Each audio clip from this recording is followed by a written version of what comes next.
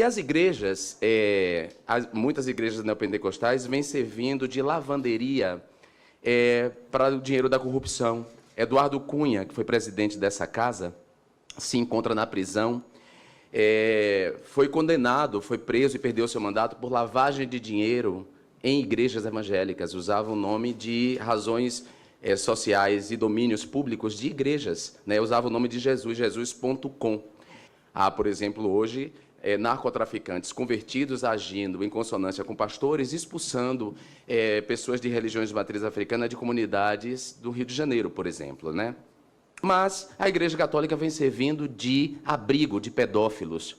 Hollywood fez recentemente um filme chamado Spotlight, uma história real sobre uma rede de pedofilia da Igreja Católica, conduzida por bispos e padres, de modo que a Igreja Católica se tornou um abrigo de pedófilos muito preocupados em proteger os pedófilos e pouco preocupado em proteger as vítimas. A Igreja Católica é muito mais abrigo de pedófilos do que os museus, né? Então a gente tem que sempre lembrar disso. Recentemente em Roma, eu fui ao Museu do Vaticano.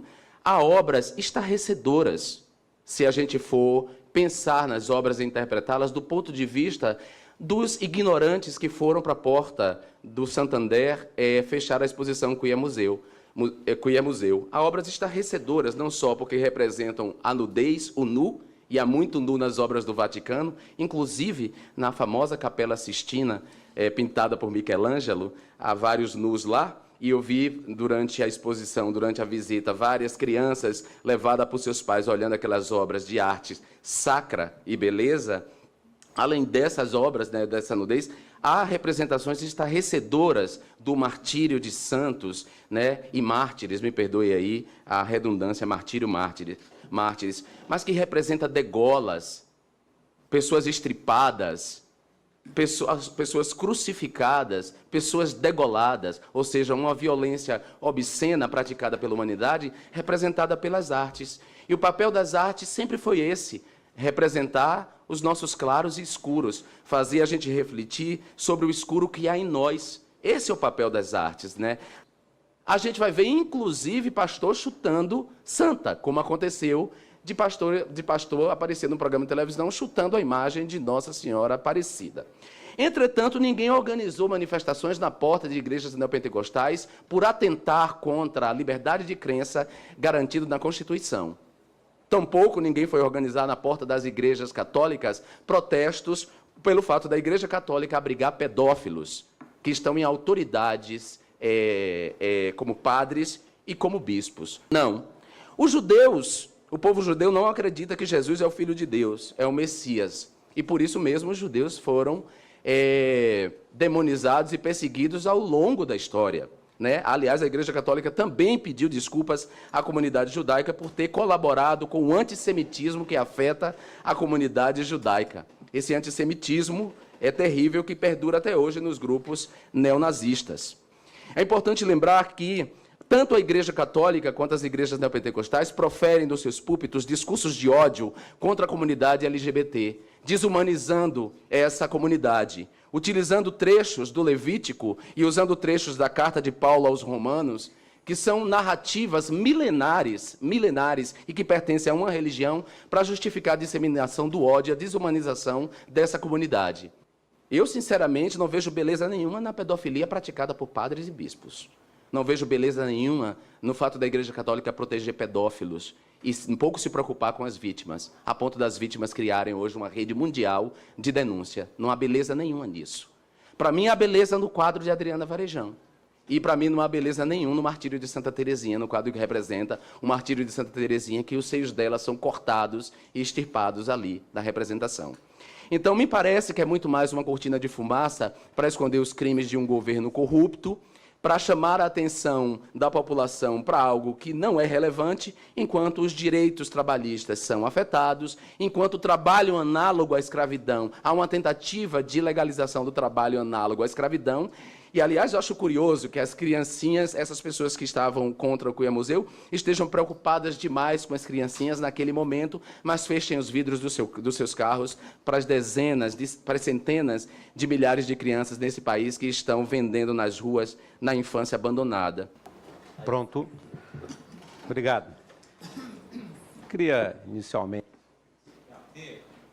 esperava que o relator o fizesse em relação ao parecer dele do projeto, mas a elucubração mental passou pela reforma trabalhista, pelo Fora Temer e considerações de outros deputados. É um direito meu como parlamentar. Eu estou com a palavra. Senhor deputado, somente para garantir aí a palavra, depois o senhor pode fazer a tréplica. Ok, mas o senhor pode fazer a tréplica sem nenhum problema, apenas garantir a palavra. Obrigado. Não faço parte das denominações religiosas que o relator se referiu, nem sou advogado, pessoas que estão respondendo aos processos. E, na condição de católico, também não falo em nome da Igreja Católica. Mas, para uma questão de honestidade e até de expressar, quando falo em relação ao Vaticano, à Capela Sistina, e lá eu já estive também, então, quando você vê imagens lá de sacrifícios, está se reportando a passagens bíblicas, como Mateus 2,16, que fala do rei Herodes, que manda matar as crianças até 2 anos, tanto no ventre da sua mãe. Bem semelhante aos Herodes que temos atualmente no Supremo, que vão julgar a ação impetrada pelo PSOL para o aborto livre até 12 semanas. Quando vê lá cenas de nudez na Capela Sistina, ali tem todo um contexto de beleza da humanidade e do trabalho do Criador. É o que nós chamamos na doutrina católica de nuditas naturais, ou seja, representa o estado natural da humanidade, ou seja, do Éden, do paraíso. Nós temos lá nuditas temporais, que representa a pobreza, a confiança da humanidade em Deus por tudo daquilo que recebemos. Nós temos lá, do outro lado, a nuditas virtuais, que representa a pureza e inocência, e você vê lá Madalena arrependida, só com seus cabelos, desnuda. E você vê lá também a nuditas criminais, que representam o horror das paixões e da vaidade. Então, a representação da nudez católica na arte é clara, muito diferente desta nudez aqui dos museus, em que aparece sexo com cachorro, em que aparece apologia à pedofilia. No quadro aqui, tinha um homem na cama sobre uma criança num quadro infantil. Em relação à questão da matéria tributária, da imunidade, é só apresentar uma proposta de emenda à Constituição para retirar a imunidade tributária das igrejas. De tal maneira que esse respeito à intimidade, à vida privada das pessoas, a imagem, deve ser respeitada no ordenamento jurídico. Nós tivemos um caso aqui de um deputado que, numa frase infeliz, falou: estupra, mas não mata.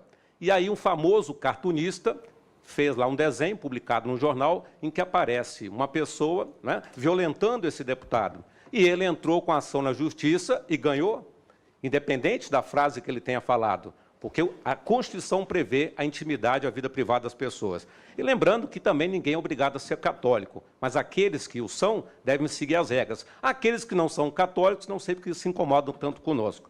De tal maneira que, dentro dessa perspectiva, há projetos aqui na Comissão de Direitos Humanos, que vem do Senado, do senador Paulo Paim, que fala da discriminação. E é curioso que lá, esses mesmos parlamentares têm uma posição diferente daqui. Imagine que um artista, então, resolvesse fazer um quadro em que se falasse, por exemplo, de um repúdio à prática do bissexualismo.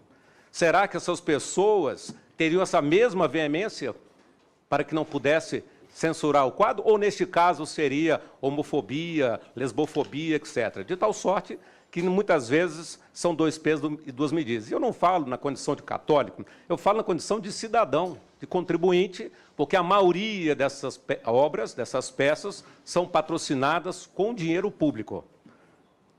E, muitas vezes, repito, com gosto grotesco, duvidoso e subjetivo. E eu respeito, se não existisse o mau gosto, ninguém plantava jiló.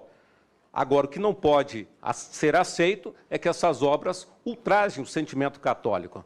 Vilipendie, como, por exemplo, uma peça teatral em que a pessoa pega uma Bíblia, tira uma folha da Bíblia, enrola um baseado de maconha e fala: hoje eu vou fumar do Gênesis ao Apocalipse, incluindo até mesmo um ilícito penal. Então, é essa a nossa fala, e se atendo especificamente ao parecer, é um parecer tira excludente, deveria ser, portanto, rejeitado dessa